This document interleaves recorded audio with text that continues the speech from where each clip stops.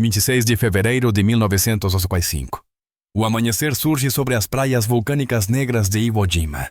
O soldado raso Wilson Watson segura firmemente o fuzil automático Browning de 20 libras, a arma que todo fuzileiro naval temia carregar. Pesado demais, desajeitado demais, lento demais para os combates relâmpago do teatro do Pacífico. A doutrina militar dizia que armas automáticas pertenciam a posições fixas, não às mãos de infantaria avançando. Os japoneses haviam construído toda a sua defesa com base nessa suposição. Metralhadoras leves, movimentos rápidos, táticas de ataque e retirada que sobrepujariam qualquer fuzileiro tolo o suficiente para arrastar um fuzil totalmente automático através de terreno aberto. Mas quando as botas de Watson tocaram a areia manchada de enxofre, algo que o inimigo jamais antecipara, estava prestes a acontecer. Em 15 minutos, no topo de uma colina ensanguentada, essa arma pesada demais provaria que tudo o que o exército acreditava saber sobre armas automáticas estava completamente errado. Um fuzileiro 60 soldados inimigos, uma arma que supostamente não funcionaria. Os japoneses não faziam ideia do que estava por vir. O fuzil automático Browning surgiu da mente de John Moses Browning em 1918, nascido nos meses finais de uma guerra que terminou antes que pudesse provar seu valor. 20 anos depois, enquanto a 3ª Divisão de Fuzileiros se preparava para o que se tornaria a batalha mais sangrenta da história do Corpo de Fuzileiros Navais. Essa mesma arma repousava pesada nas mãos de homens que questionavam se ela ainda tinha lugar em um campo de batalha moderno. O soldado Watson havia carregado o bar por 8 meses atravessando campos de treinamento de Parris Island até Camp Pendleton, e cada passo reforçava o que todo fuzileiro sabia. A arma era um fardo. Com 20 libras totalmente carregada, pesava o dobro do fuzil padrão M1 Garand.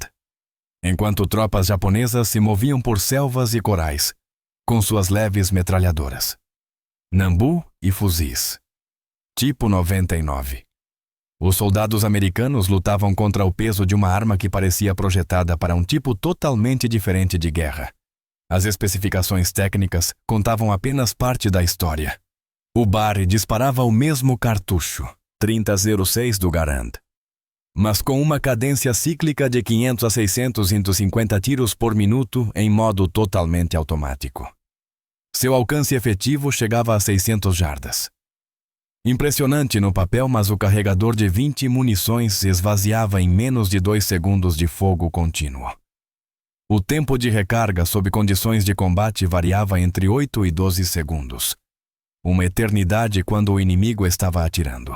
As pernas do bipé da arma, projetadas para dar estabilidade, enroscavam em tudo desde cipós da selva até formações de coral. A maioria dos fuzileiros as removia completamente, sacrificando precisão por mobilidade. Watson havia aprendido essas limitações, da maneira difícil durante meses de treinamento. Nascido no interior do Alabama, ele entendia máquinas e precisão de um modo que muitos de seus colegas urbanos não entendiam. Seu pai lhe ensinara a caçar como um fuzil Springfield, de ferrolho, enfatizando paciência e colocação precisa dos tiros, em vez de volume de fogo. O bar representava tudo que sua criação o ensinara a evitar desperdício, imprecisão, dependência da máquina acima da habilidade. Ainda assim, lá estava ele agachado na escuridão, antes do amanhecer de 26 de fevereiro, observando o contorno de Iwo Jima crescer, enquanto sua embarcação avançava pelas ondas do Pacífico. Relatórios de inteligência descreviam uma fortaleza insular diferente de tudo o que os fuzileiros haviam encontrado em 3 anos de campanhas de salto de ilhas. Os japoneses haviam abandonado sua estratégia anterior de enfrentar os desembarques navais na praia. Em vez disso, passaram 8 meses transformando as 8 milhas quadradas de Iwo Jima em um labirinto subterrâneo de túneis interligados, bunkers e posições de tiro. O tenente-coronel Robert Denig havia detalhado à tropa de Watson a filosofia defensiva do inimigo durante a última sessão de planejamento a bordo do navio de transporte. O comandante japonês general Tadamichi Kuribayashi estudara as táticas anfíbias americanas e concluíra que cargas Banzai tradicionais eram suicídio contra o poder de fogo superior dos Kotzebue. Seus 21.000 defensores lutariam de posições preparadas, forçando os fuzileiros a desalojá-los bunker por bunker. Cada colina, cada ravina, cada aparente trecho de terreno aberto estava previamente ajustado para fogo de artilharia e morteiro. O problema tático era sem precedentes. Batalhas anteriores no Pacífico haviam sido vencidas por avanços rápidos, apoiados por tiros navais e apoio aéreo aproximado.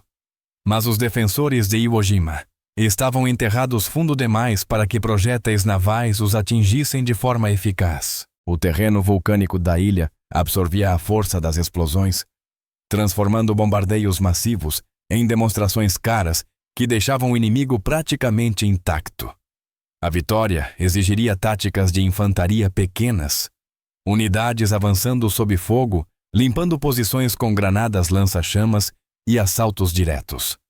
Watson entendia que a reputação de mau desempenho do BAR no campo de batalha vinha do uso doutrinário errado e não de falhas inerentes. Os planejadores militares haviam imaginado o BAR como uma arma de apoio de esquadra operada a partir de posições fixas para fornecer fogo de cobertura aos fuzileiros em avanço.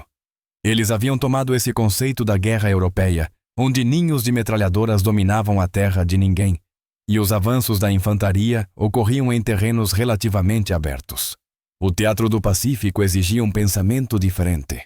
As posições japonesas muitas vezes eram separadas por poucos metros ocultas na selva ou em formações de coral, que obrigavam os combatentes a se mover constantemente, enquanto mantinham capacidade de fogo sustentado. Enquanto a embarcação de desembarque se aproximava da praia Watson, verificou sua carga de munição uma última vez. A doutrina padrão exigia que o operador de bar carregasse 12 carregadores de 20 tiros, totalizando 240 cartuchos. O peso da munição sozinho chegava a quase 15 libras somado às 20 libras da arma e ao equipamento padrão da infantaria. Outros fuzileiros de sua esquadra carregavam clipes de 8 tiros que pesavam uma fração do seu carregamento. Eles podiam mover-se rapidamente entre posições, deitar-se para disparos precisos e manobrar sem a preocupação constante de conservar munição que governava cada decisão que Watson tomava. A praia à frente parecia enganosamente silenciosa. O bombardeio naval havia transformado a areia vulcânica negra em uma paisagem lunar de crateras e destroços, mas nenhum disparo inimigo recebeu as primeiras ondas de embarcações de desembarque. A inteligência havia previsto isso. A estratégia de Kuribayashi consistia em permitir que os fuzileiros desembarcassem em grande número antes de acionar a resposta defensiva. Em algum lugar nas colinas com vista para a praia, observadores japoneses estavam contando barcos e estimando a força americana. A verdadeira batalha começaria quando os fuzileiros avançassem para o interior. O líder do esquadrão de Watson, o sargento McMahon, havia passado a viagem estudando fotografias de reconhecimento aéreo de seu objetivo. A colina 203 dominava a aproximação sul da ilha. Suas encostas repletas de cavernas e bunkers, que controlavam campos de tiro sobre toda a cabeça de praia. Batalhas anteriores haviam ensinado aos fuzileiros que conquistar terreno elevado era essencial para estabelecer posições seguras. Mas os defensores de Iwo Jima tinham transformado esse princípio contra eles. Cada topo de colina era uma fortaleza projetada para canalizar os ataques americanos para zonas de morte pré-preparadas. A contradição entre doutrina e realidade tornara-se evidente durante os exercícios de treinamento no Havaí. As táticas de esquadra exigiam que o operador do bar estabelecesse uma base de fogo, enquanto os fuzileiros avançavam por saltos. Mas o terreno do Pacífico raramente oferecia os campos de tiro limpos que tornavam essa tática eficaz. Mais frequentemente, o combate ocorria a distâncias medidas em jardas, não em centenas de jardas. O inimigo surgia repentinamente de posições ocultas. Engajava brevemente em curta distância e depois desaparecia em sistemas de túneis que conectavam posições defensivas por todo o campo de batalha. Watson começara a suspeitar que as supostas fraquezas de sua arma poderiam se transformar em vantagens nessas condições. O peso do bar proporcionava estabilidade para fogo rápido sem necessidade de bipé. Seu cartucho potente mantinha a eficácia a curta distância, mesmo quando disparado de posições instáveis.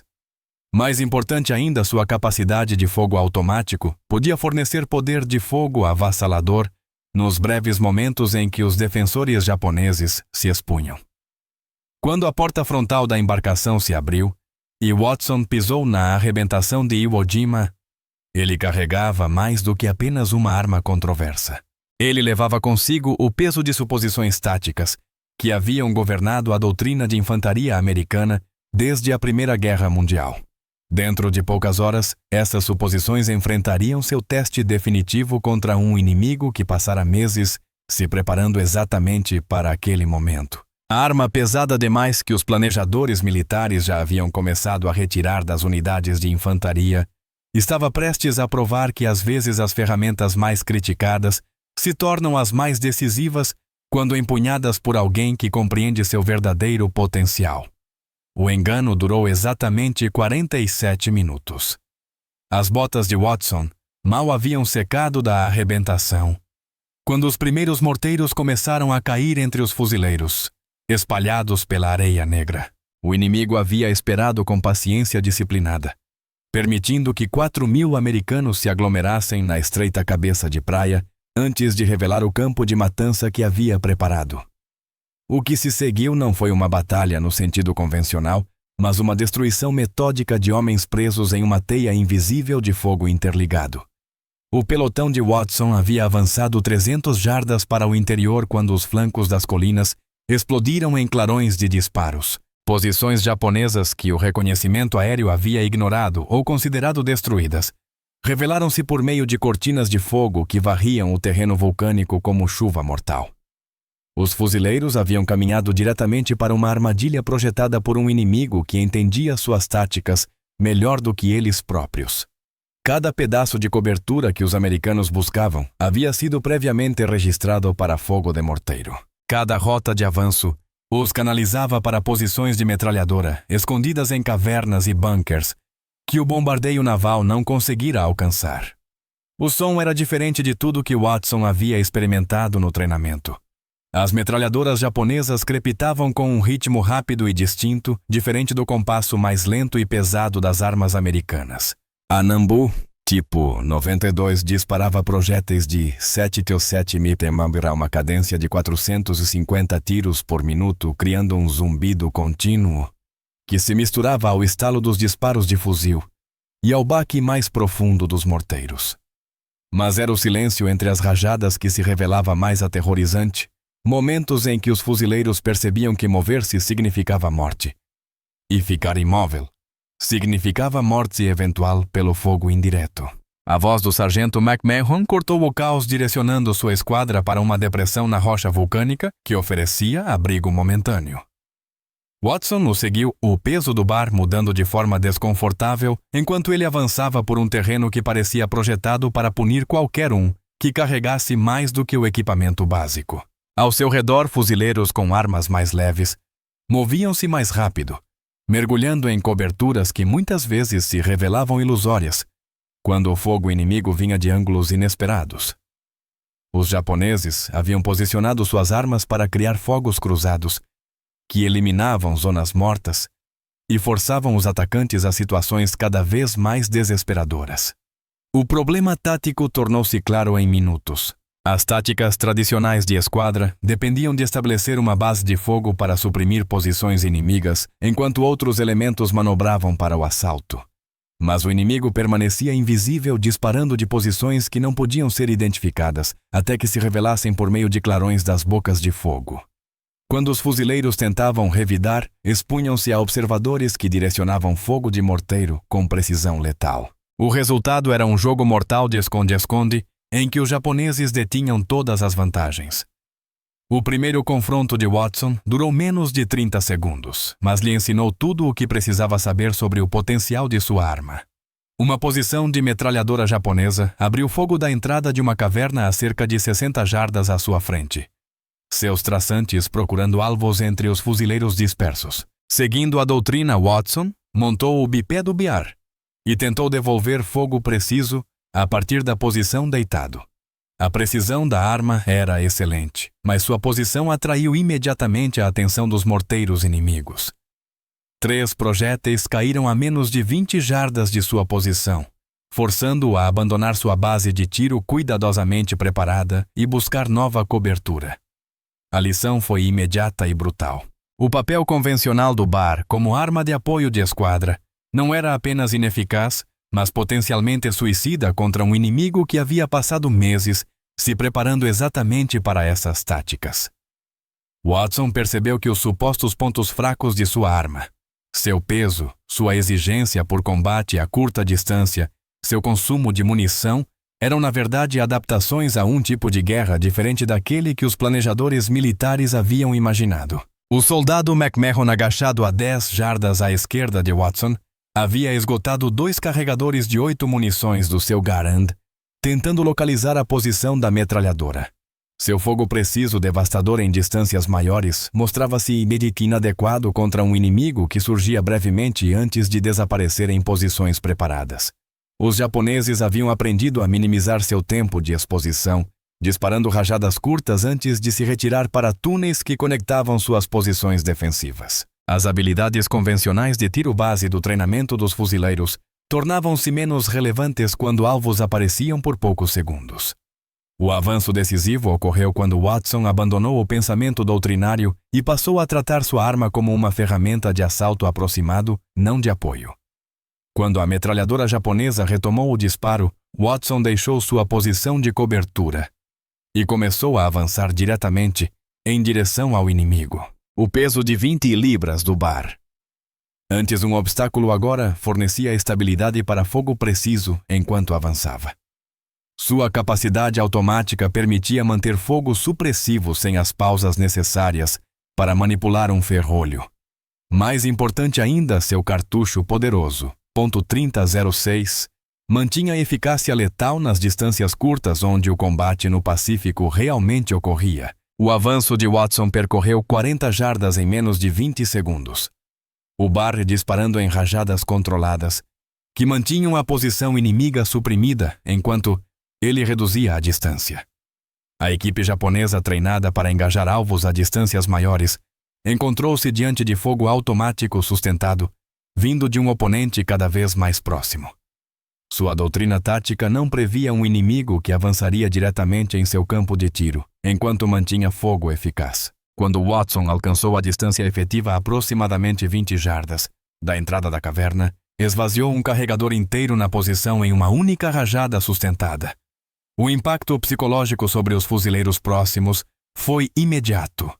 Eles haviam testemunhado um único homem, com uma arma automática, neutralizar uma posição que havia imobilizado uma esquadra inteira. Mais importante ainda, tinham visto uma abordagem tática que correspondia à realidade do combate no Pacífico, e não às teorias desenvolvidas em treinamentos em tempos de paz. O BAR, descartado como pesado demais para a guerra móvel, havia se mostrado decisivo quando empregado de forma agressiva a curta distância. Mas o sucesso de Watson veio com um custo que ilustrava o desafio fundamental da arma. Seu carregador de 20 tiros esvaziado em um único confronto representava mais de 8% de toda a sua carga de munição. O fogo convencional de fuzil permitia a conservação precisa de munição com cada disparo cuidadosamente mirado e contabilizado. O fogo automático exigia um cálculo diferente, trocando eficiência de munição por velocidade tática e impacto psicológico. Watson entendia que seus carregadores restantes precisariam ser decisivos não apenas em termos de alvos atingidos, mas em termos de batalhas que poderiam ser vencidas ou perdidas com base na capacidade de manter fogo sustentado. O avanço do pelotão retomou, mas o cenário havia mudado fundamentalmente.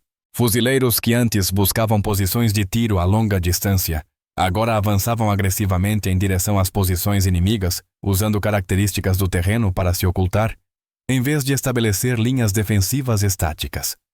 A demonstração de Watson havia revelado que as táticas defensivas japonesas eram vulneráveis a ataques diretos conduzidos por atacantes determinados que conseguiam manter fogo enquanto avançavam. A chave era abandonar a sabedoria convencional de que armas automáticas exigiam posições fixas para serem eficazes. À medida que o pelotão se aproximava da base da colina 203, Watson contou sua munição restante. 10 carregadores, 200 tiros no total. A matemática do fogo automático era implacável. No ritmo demonstrado de consumo, ele tinha talvez 10 engajamentos restantes antes de tornar-se simplesmente mais um fuzileiro com um rifle. Mas ele havia aprendido algo que valia mais do que conservar munição. Os japoneses haviam se preparado para um ataque americano convencional, não para fuzileiros que compreendiam que sua arma mais criticada poderia ser sua ferramenta mais eficaz quando usada sem considerar a doutrina de tempos de paz. O morteiro que mudou tudo caiu a 23 jardas atrás da posição de Watson, às 11h47 da manhã de 27 de fevereiro. A explosão matou o cabo Henderson instantaneamente e feriu 2 outros fuzileiros gravemente o bastante para tirá-los da batalha. Mais criticamente, ela rompeu o cabo de comunicação que conectava o pelotão de Watson ao quartel-general do batalhão, deixando 32 fuzileiros isolados no topo de uma colina que a artilharia japonesa já havia registrado para destruição. Watson encontrou-se sozinho não por escolha, mas por circunstância. O bombardeio de morteiros que se seguiu à morte de Henderson espalhou sua esquadra por quase 100 jardas de terreno quebrado cada fuzileiro, buscando o abrigo possível que a rocha vulcânica oferecia. Quando o bombardeio cessou, um silêncio estranho se instalou sobre a colina, o tipo de silêncio que precedia ou a retirada ou o aniquilamento, através do ar impregnado de enxofre. Watson podia ver infantaria japonesa movendo-se através de posições que deveriam ter sido limpas horas antes, reassumindo bunkers e entradas de cavernas conectadas ao sistema de túneis que se estendia pelo interior da ilha. A situação tática era pior que desesperadora. O pelotão de Watson havia avançado além da distância de apoio das outras unidades de fuzileiros, atraído pela crença de que tinham alcançado uma ruptura nas defesas japonesas. Em vez disso, haviam caminhado diretamente para uma armadilha cuidadosamente planejada. O inimigo permitira que eles tomassem o cume da colina e, em seguida, selara suas rotas de retirada com fogo coordenado de posições que permaneceram ocultas durante o ataque inicial. Agora essas mesmas posições estavam se revelando confiantes de que fuzileiros isolados não representavam ameaça significativa à rede defensiva japonesa. Watson contou 7 posições inimigas distintas dentro de seu campo de visão, cada uma cuidadosamente localizada para fornecer apoio mútuo às outras.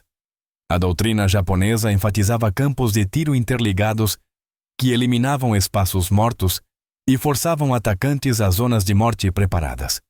As posições eram conectadas por túneis, que permitiam aos defensores reforçar pontos ameaçados ou retirar-se sob ataque direto, apenas para reaparecer em outro ponto da rede. Táticas tradicionais dos fuzileiros, baseadas em identificar e destruir posições individuais, mostravam-se inadequadas contra um inimigo que podia desaparecer e reaparecer à vontade. Os primeiros soldados japoneses a se aproximar da posição de Watson moviam-se com a confiança de homens que acreditavam enfrentar um inimigo derrotado. Um grupo de 8 soldados emergiu de uma entrada de túnel a 40 jardas. Encosta abaixo seus fuzis, tipo 99, empunhados, mas não apontados com a urgência que o combate exigia.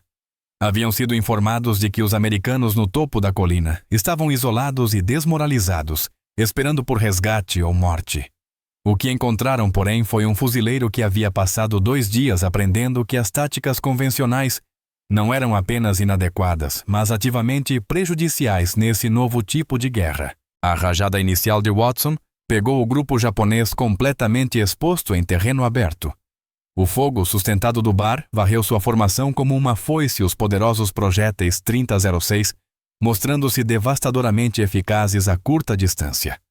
8 soldados inimigos caíram em menos de 5 segundos. Seus corpos espalhados por um terreno que momentos antes parecia seguro. Mas Watson entendia que aquele sucesso inicial era apenas o começo de um confronto muito maior. Os japoneses não haviam enviado apenas um grupo para retomar o topo da colina. Tinham enviado uma companhia inteira, mais de 120 soldados, capazes de aceitar baixas que destruiriam uma força menor. O impacto psicológico do fogo de Watson era tão importante quanto seus efeitos físicos. Soldados japoneses que avançavam com confiança, rumo ao que acreditavam ser uma operação rotineira de eliminação de sobreviventes subitamente, encontravam-se sob fogo automático sustentado de um inimigo que deveria estar suprimido ou eliminado. Sua doutrina tática não os havia preparado para um único fuzileiro, que conseguia manter fogo eficaz enquanto mudava de posição constantemente. Mais criticamente, seus oficiais não haviam previsto um oponente que compreendesse que mobilidade e agressão podiam superar posições defensivas preparadas. O confronto seguinte ocorreu menos de 2 minutos depois, quando um segundo grupo tentou flanquear sua posição pelo norte. Dessa vez, o inimigo avançou com maior cautela, usando saliências vulcânicas como cobertura e avançando por saltos. Suas táticas eram corretas pelos padrões convencionais, mas não estavam adaptadas para enfrentar uma arma automática empregada de forma agressiva, em vez de defensiva. Watson esperou até que os elementos avançados estivessem comprometidos com o assalto, então moveu-se diretamente em direção a eles, disparando rajadas sustentadas, que os forçaram a buscar cobertura. A chave para o sucesso de Watson estava em abandonar o pensamento defensivo estático. Em vez de estabelecer uma posição de tiro e tentar mantê-la contra números superiores, ele tratou todo o topo da colina como um campo de batalha móvel, onde movimento e fogo eram integrados em um único conceito tático. O peso do bar, antes uma desvantagem, agora proporcionava a estabilidade necessária para fogo preciso enquanto avançava. Sua capacidade automática permitia manter supressão sem a pausa exigida pela manipulação de ferrolho típica dos fuzis convencionais. O fogo de retorno japonês intensificou-se à medida que mais soldados percebiam que enfrentavam uma ameaça significativa, e não apenas sobreviventes isolados. Projéteis de fuzil e fragmentos de granada arrancavam lascas da rocha vulcânica ao redor da posição de Watson, forçando-o a sincronizar seus movimentos cuidadosamente para evitar fogo concentrado. Mas a resposta do inimigo revelou uma fraqueza crítica. Em sua abordagem tática, estavam tentando engajar um alvo móvel usando técnicas projetadas para a guerra estática. Suas posições, embora mutuamente apoiadas contra um ataque convencional, tornavam-se vulneráveis ao enfrentar um oponente que se recusava a permanecer tempo suficiente em um único local para ser eficazmente alvejado. O consumo de munição de Watson durante os primeiros 10 minutos de combate sustentado foi enorme pelos padrões convencionais.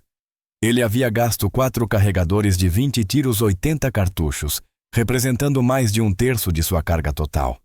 Mas esses cálculos ignoravam o valor tático do fogo automático sustentado contra um inimigo treinado para esperar disparos precisos de fuzis de ferrolho. Cada rajada não apenas atingia alvos visíveis, mas forçava outros a buscar cobertura. Interrompia sua coordenação e criava oportunidades para avanços adicionais que seriam impossíveis com fogo convencional. O ponto de virada veio quando Watson percebeu que as posições defensivas japonesas eram na verdade mais vulneráveis a assaltos de curta distância do que a engajamentos de longo alcance. Entradas de cavernas e bocas de túneis, que ofereciam excelente proteção contra fogo distante, tornavam-se armadilhas mortais quando abordadas por um inimigo com armas automáticas. O cartucho .30-6 mantinha letalidade mesmo após ricochetear na rocha vulcânica, criando um cone de fragmentos mortais que alcançava posições onde o fogo direto não penetrava. O assalto de Watson ao complexo central de bunkers começou às 12h05 e durou exatamente 4 minutos. Movendo-se de posição em posição, enquanto mantinha fogo contínuo, ele avançou por 60 jardas de terreno aberto que deveriam ter sido impossíveis de atravessar sob observação inimiga. Seu sucesso não dependia de pontaria superior ou de brilhantismo tático, mas de sua compreensão de que o bar era fundamentalmente diferente de qualquer outra arma no campo de batalha. Não era um fuzil que por acaso disparava automaticamente, mas uma arma automática que podia ser empregada com precisão de fuzil quando necessário.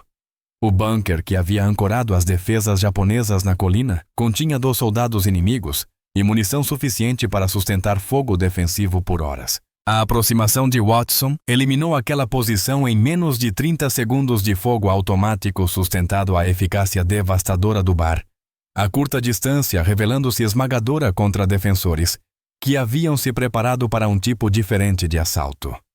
Quando o silêncio retornou ao topo da colina, Watson encontrou-se cercado pelos resultados de 15 minutos que redefiniram o que um único fuzileiro com a arma certa poderia realizar contra probabilidades impossíveis. A contagem de munição contava sua própria história. Watson havia disparado 160 tiros, restando-lhe 80 cartuchos para o que quer que viesse a seguir. Mas o cenário tático havia mudado completamente. Posições japonesas que minutos antes pareciam inexpugnáveis jaziam silenciosas. Seus defensores estavam mortos ou haviam recuado pelos túneis que já não ofereciam o santuário de antes. A arma pesada demais havia provado que mobilidade e poder de fogo combinados corretamente podiam superar qualquer posição defensiva baseada em pressupostos táticos convencionais. A bala que atingiu Watson o acertou no ombro esquerdo às 12h21. Um projétil de 7,7 mm disparado por um atirador japonês, que observava o topo da colina através de uma mira havia quase uma hora. O impacto fez Watson girar e cair atrás de um grupo de rochas vulcânicas que haviam sustentado sua última posição de tiro. O sangue encharcou sua jaqueta de campanha quente contra a pele que havia esfriado devido ao choque e à adrenalina. Por 30 segundos, os únicos sons na colina eram sua respiração irregular e o estalo distante de tiros vindos de outras partes do campo de batalha.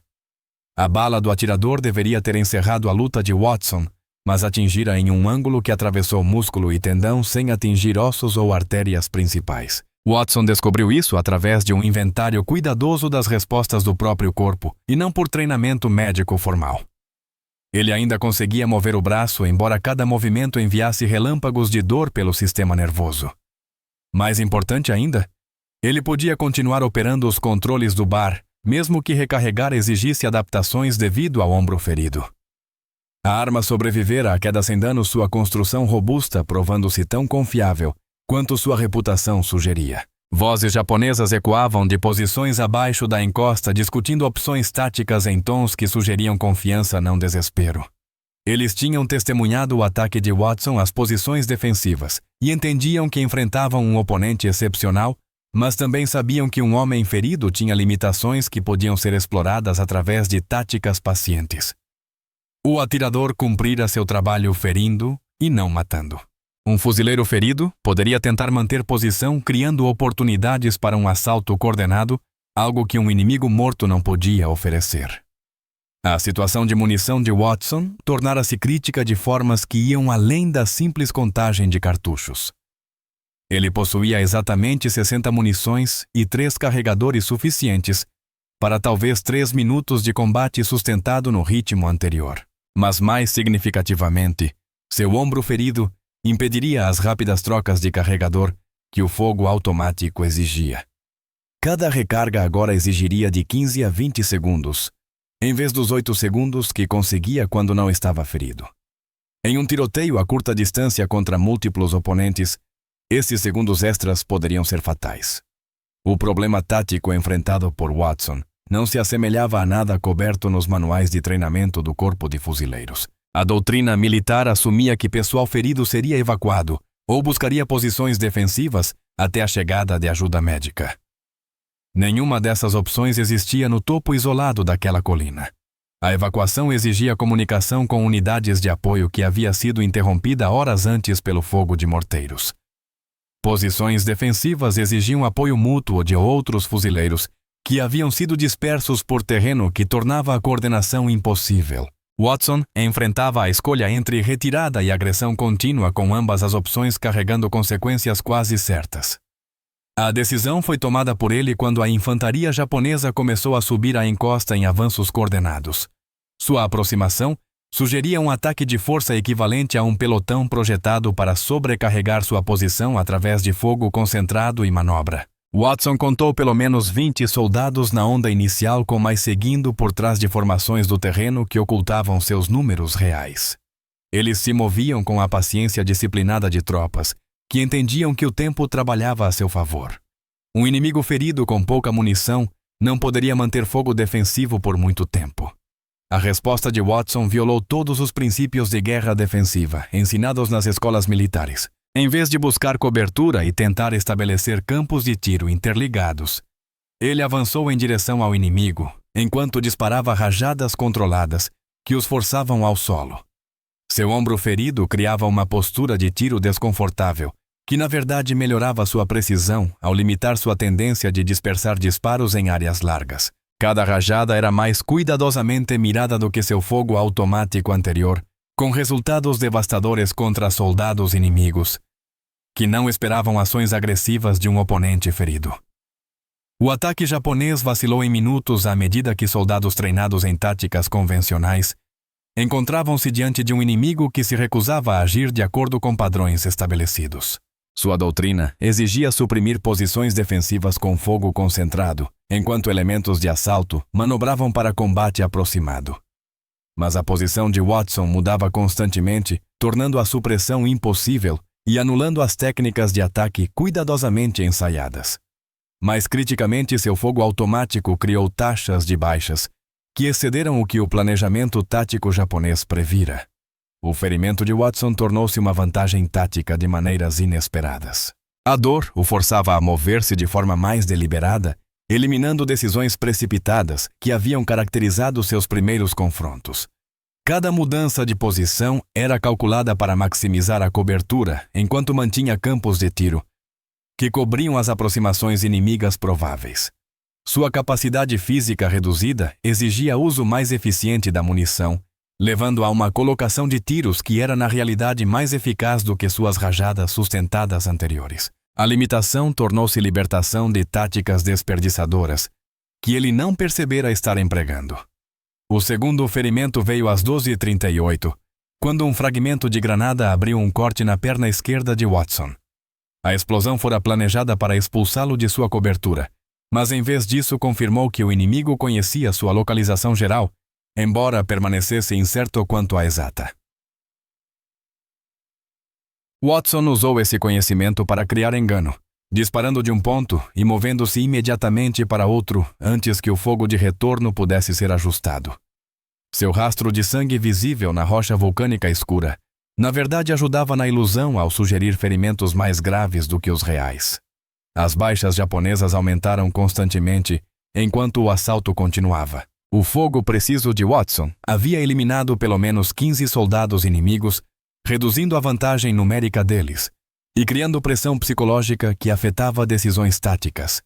Oficiais que planejavam uma redução metódica da posição de Watson viram-se obrigados a comprometer reservas para manter o impulso do assalto. O resultado foi um comprometimento crescente, que transformou uma operação rotineira em uma luta desesperada por um terreno que não tinha valor estratégico, além do simbolismo de derrotar um único fuzileiro americano. O momento crítico chegou quando a munição de Watson reduziu-se ao último carregador.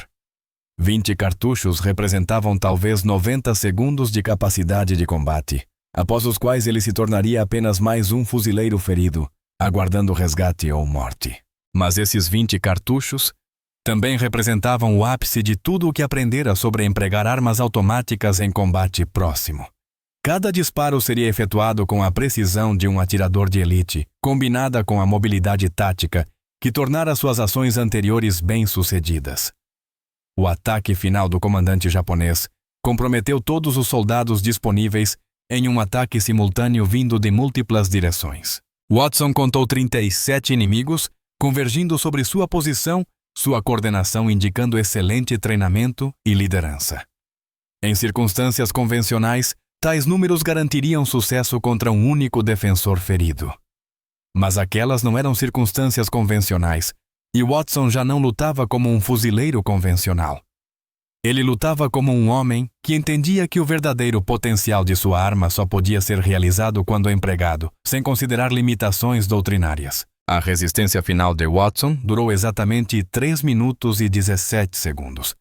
Movendo-se constantemente enquanto disparava rajadas controladas, ele engajou alvos que surgiam brevemente antes de desaparecerem no terreno vulcânico.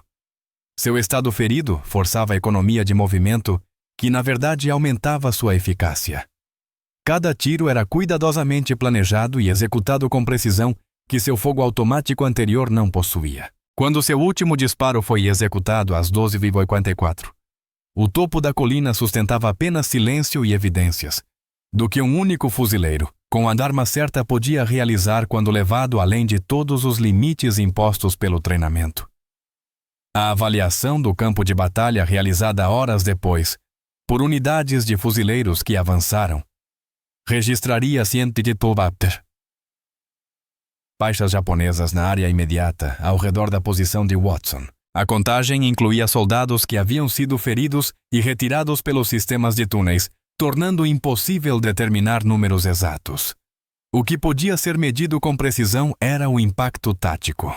Uma companhia inteira de infantaria japonesa experiente havia sido neutralizada por um único fuzileiro ferido, cuja arma era considerada obsoleta por planejadores militares, que jamais haviam enfrentado a realidade do fogo automático a curta distância empregado de forma agressiva e não defensiva. Os socorristas que alcançaram Watson às 14h35 o encontraram consciente, porém quase incoerente. A perda de sangue era grave o suficiente para exigir evacuação imediata para o navio-hospital na costa. Seu ombro esquerdo havia sido destruído pela bala do atirador, exigindo uma cirurgia que ocorreria em condições muito distantes das salas estéreis dos hospitais no continente. O fragmento de granada em sua perna havia rasgado o tecido muscular, mas poupado artérias principais. Uma sorte que provavelmente salvou sua vida durante as 3 horas em que manteve a colina sozinho. O tenente-coronel Dennig chegou ao posto de socorro 20 minutos após a evacuação de Watson, carregando relatórios de campo que apresentavam um quadro incompleto do que havia ocorrido na colina 203. As comunicações por rádio tinham sido interrompidas durante a maior parte do confronto, deixando o quartel-general do batalhão a juntar os acontecimentos a partir do testemunho de fuzileiros dispersos que haviam observado partes da ação desde posições distantes. A evidência física falava mais claramente do que os relatos. 60 baixas japonesas, confirmadas em uma área de aproximadamente 100 jardas quadradas, com armas e equipamentos sugerindo que uma companhia inteira havia sido comprometida no assalto. O fuzil automático Browning estava lá onde Watson o havia deixado seu cano ainda quente, apesar das horas passadas desde seus disparos finais. Especialistas em armamento que examinaram a arma a encontraram mecanicamente perfeita, sem sinais de superaquecimento ou falha-problemas frequentemente esperados em armas automáticas durante combate prolongado. O cano apresentava padrões de desgaste normais. O mecanismo funcionava suavemente e o poço do carregador mantinha as tolerâncias precisas que permitiam alimentação confiável sob condições de combate. Mais significativamente, a arma não mostrava qualquer evidência de modificações ou adaptações improvisadas que fuzileiros normalmente empregavam para melhorar a confiabilidade nas condições do Pacífico. O uso de munição por Watson tornou-se objeto de análise detalhada por oficiais de inteligência do Corpo de Fuzileiros, que buscavam entender como a doutrina tradicional de armas leves havia se mostrado tão inadequada diante das táticas defensivas japonesas. Registros de campo sugeriam que Watson havia disparado aproximadamente 200 tiros durante seus 15 minutos de combate, representando quase 90% de sua carga total. Pelos padrões convencionais, tais taxas de consumo eram insustentáveis e taticamente irresponsáveis. Pelos padrões estabelecidos por Watson, representavam o mínimo de poder de fogo necessário para neutralizar uma posição inimiga bem preparada através de assalto agressivo e não de redução metódica. As implicações táticas iam muito além de um único confronto em uma ilha vulcânica no Pacífico. Os planejadores do Corpo de Fuzileiros haviam baseado sua doutrina de armas leves na experiência europeia, onde armas automáticas eram utilizadas principalmente em funções defensivas, ou como apoio para a infantaria avançando. Watson demonstrou que as mesmas armas podiam ser decisivas quando empregadas agressivamente, a curta distância, mas apenas quando seus operadores abandonavam o pensamento convencional sobre conservação de munição e estabilidade posicional. A lição era simples em conceito, mas revolucionária em prática. Armas automáticas atingiam seu pleno potencial somente quando utilizadas sem considerar limitações impostas pelo tempo de paz. O capitão Morrison, oficial de inteligência do batalhão, passou 3 dias entrevistando fuzileiros que haviam observado partes da ação de Watson a partir de posições de apoio. Seus relatos descreviam um estilo de combate que pouco lembrava as táticas aprovadas pelo Corpo de Fuzileiros, mas que se mostrara devastadoramente eficaz contra um inimigo preparado para assaltos convencionais. O relatório de Morrison, arquivado em 2 de março, recomendava mudanças fundamentais na forma como armas automáticas eram empregadas pela infantaria dos fuzileiros, com ênfase particular em táticas de curta distância, que maximizavam poder de fogo à custa da conservação de munição. O relatório médico sobre as condições de Watson revelou ferimentos que deveriam ter sido fatais em circunstâncias convencionais de combate. Seu ferimento no ombro havia rompido músculos essenciais para tiro preciso, enquanto o ferimento na perna havia reduzido sua mobilidade a ponto de tornar impossível qualquer movimento tático normal. Ainda assim, ele continuara lutando por mais de 3 horas após receber aqueles ferimentos, adaptando suas táticas para acomodar limitações físicas que teriam tornado a maioria dos fuzileiros incapazes de continuar em combate. A adaptação, na verdade, havia melhorado sua eficácia tática, forçando uma colocação de tiros mais deliberada e um uso mais eficiente da cobertura disponível. A evacuação de Watson para o navio hospital na costa ocorreu durante operações de combate contínuas, que consumiriam mais um mês antes que Iwo Jima fosse declarada segura. Sua ação individual representou menos de 1% das baixas totais infligidas durante a batalha. Ainda assim, suas inovações táticas influenciaram a doutrina do Corpo de Fuzileiros pelo restante da guerra no Pacífico. Unidades equipadas com fuzis automáticos Browning começaram a empregá-los de forma agressiva e não defensiva, com resultados que validaram a compreensão instintiva de Watson sobre as verdadeiras capacidades da arma. A recomendação para a medalha de honra, preparada pelo tenente-coronel Denig, em 5 de março, descreveu as ações de Watson em linguagem que enfatizava coragem e determinação, enquanto minimizava as inovações táticas que tornaram seu sucesso possível. Condecorações militares tradicionalmente reconhecem bravura e não genialidade tática, deixando as implicações doutrinárias do desempenho de Watson para serem tratadas por outros canais. A citação o creditava por neutralizar sozinho uma companhia inimiga. Linguagem factualmente precisa, mas incapaz de transmitir a importância mais ampla de sua abordagem tática. A recuperação de Watson a bordo do navio hospital durou 6 semanas, período durante o qual permaneceu amplamente alheio à atenção analítica que sua ação havia gerado dentro do quartel-general do Corpo de Fuzileiros. Sua principal preocupação era a reabilitação física que lhe permitiria retornar à sua unidade, embora os médicos já tivessem determinado que seus ferimentos exigiriam evacuação para hospitais no continente. A guerra continuaria sem ele, mas sua contribuição influenciaria a maneira como ela seria travada por milhares de fuzileiros que jamais conheceriam seu nome. A reputação do fuzil automático Browning, dentro do Corpo de Fuzileiros, passou por uma revisão fundamental durante o último ano da guerra no Pacífico. Armas antes consideradas pesadas demais para táticas agressivas de infantaria foram redistribuídas para fuzileiros treinados nas técnicas de assalto aproximado que Watson havia desenvolvido por pura improvisação desesperada. Programas de treinamento passaram a enfatizar mobilidade e poder de fogo em detrimento das táticas posicionais que haviam dominado a doutrina pré-guerra. Mais importante ainda, a alocação de munição para armas automáticas foi aumentada para refletir a realidade de que a capacidade de fogo sustentado era mais valiosa do que a conservação em combate a curta distância. Os requisitos táticos únicos do Teatro do Pacífico haviam criado condições nas quais a sabedoria militar convencional se mostrara inadequada, forçando fuzileiros individuais a desenvolver soluções que contradiziam a doutrina estabelecida. O sucesso de Watson representava a interseção entre circunstâncias desesperadoras, pensamento inovador e um sistema de armas que nunca havia sido empregado de acordo com seu verdadeiro potencial. Seus 15 minutos na colina do 103 demonstraram que o equipamento mais criticado podia tornar-se o mais decisivo quando usado por alguém que entendia que sobreviver exigia abandonar preconceitos sobre como a guerra deveria ser conduzida. A ironia final da história de Watson residia no momento de sua descoberta tática. Em março de 1945, planejadores militares já haviam começado a retirar o fuzil automático Browning em favor de armas mais leves e convencionais que refletiam suposições de tempos de paz sobre combate de infantaria.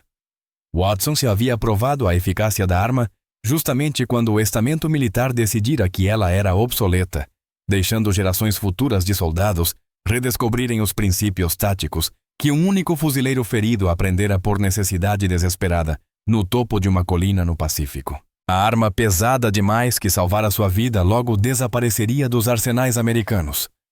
Seu verdadeiro potencial realizado tarde demais para influenciar as mudanças doutrinárias que poderiam ter salvado milhares de outras vidas nas brutais campanhas insulares que definiram a guerra no Pacífico.